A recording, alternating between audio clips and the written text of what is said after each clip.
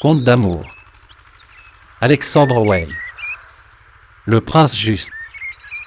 La sérénade.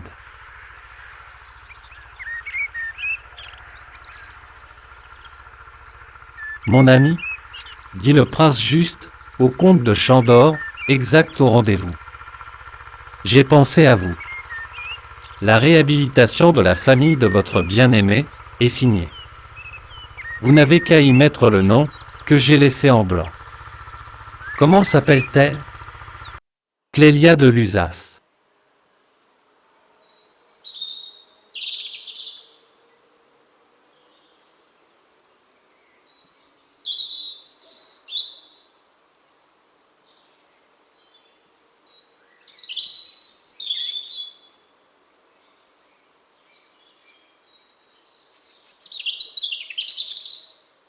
Comment?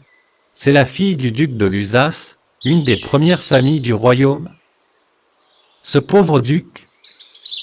Mon intention était toujours de le rappeler de l'exil, car, entre nous, je crois que malgré ses torts, très graves d'ailleurs, la conduite de votre père à son égard ne fut pas exemple de dureté et d'injustice.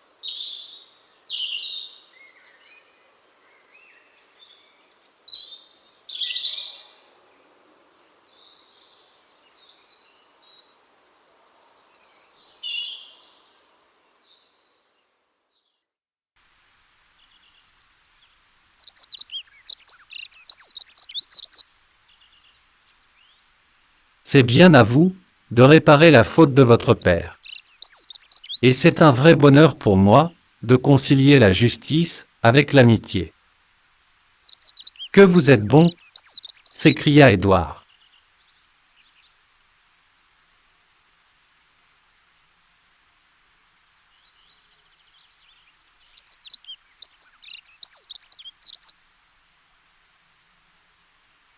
Maintenant, veuillez me lire les vers que je viens de faire. J'ai bien appris à tourner un vers, surtout quand il exprime une pensée dont mon cœur déborde. Mais je ne sais ni les dire, ni les chanter.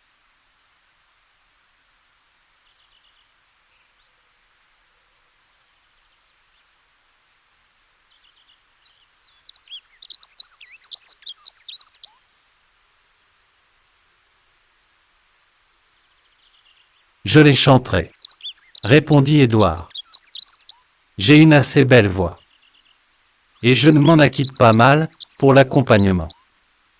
Puis, prenant une guitare, le comte s'assit et improvisa un air mélodieux sur les paroles du prince.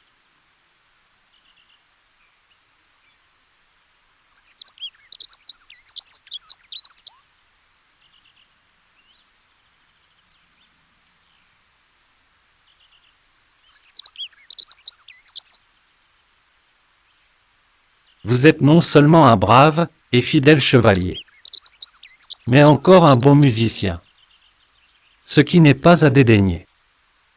Nous nous aimerons comme deux artistes qui se complètent l'un l'autre. Et maintenant, partons. Un de mes fidèles serviteurs nous suivra de loin. Personne au château ne sait où nous allons.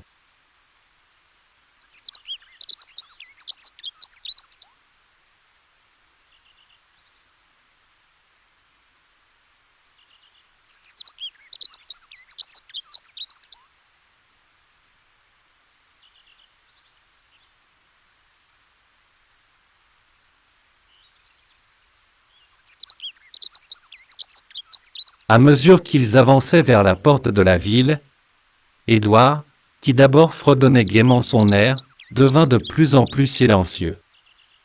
Mais quand, après avoir franchi la porte, le prince s'engagea brusquement dans l'impasse qui conduisait à la maison de Clélia, le comte sentit tout son sang refluer vers le cœur et s'arrêta comme pétrifié.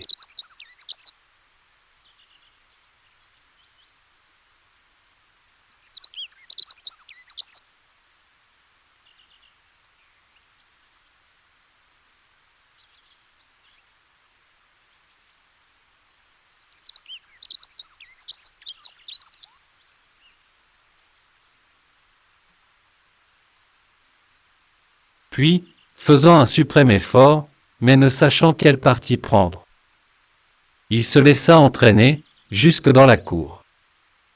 Et s'affaissa sur une pierre, en essuyant de grosses gouttes de sueur froide, qui ruisselaient de son front. « Qu'avez-vous, mon ami » demanda le prince. « Vous êtes tout tremblant. »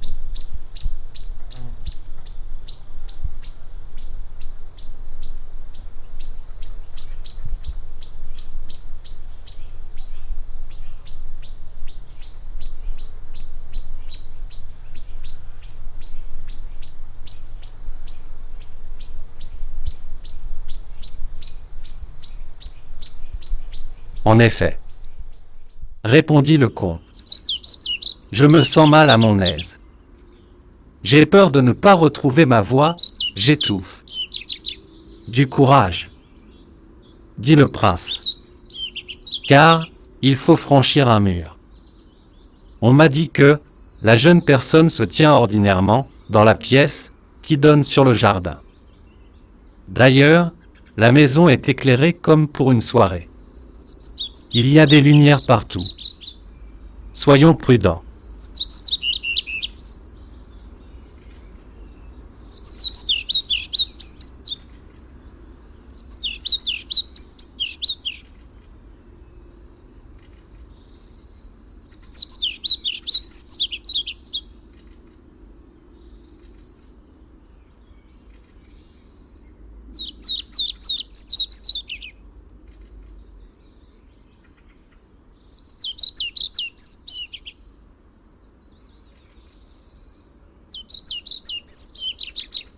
En effet, Clélia attendait la visite de son fiancé et de son ami.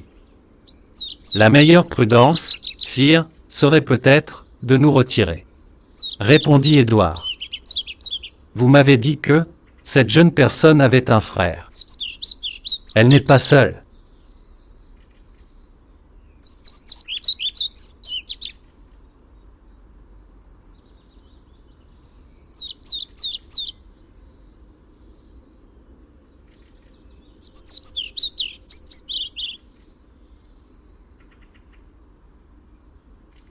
Et que m'importe le frère, s'écria le prince. Puisque mes intentions sont pures, je désire, au contraire, qu'ils m'entendent. Ce n'est, après tout, pas un crime que d'offrir ces hommages à une jeune fille libre, surtout si ces hommages partent d'un cœur droit.